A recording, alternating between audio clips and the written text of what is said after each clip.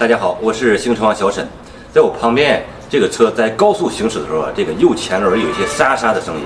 现在我们来检测一下，我们左右摇晃轮胎和上下摇晃轮胎都没有间隙，我们来转动一下，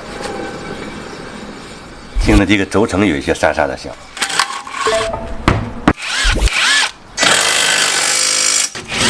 现在我们把这 ABS 线给取出来。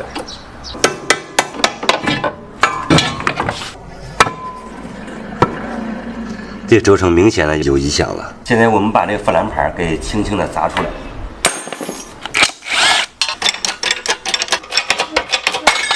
旧的轴承终于取下来了。现在我们把这个新的轴承安装上去。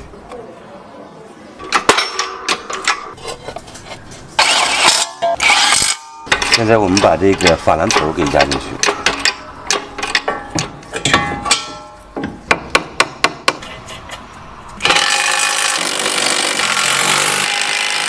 现在我们把 ABS 线安装回去。现在我们把这个球笼大螺母上紧，我们把所有的螺丝加力。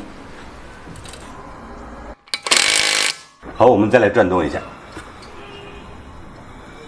一丁点声音都没有了。通过我们的检查和维修以后，现在已经恢复正常。导致这个故障的主要原因是这个轴承缺油以后干磨发出的声音。大家有任何用车问题，可以关注我们的微信公众号“行车房小沈”进行提问。喜欢我们节目的朋友，请记得点赞加关注。咱们下期再见。西瓜视频。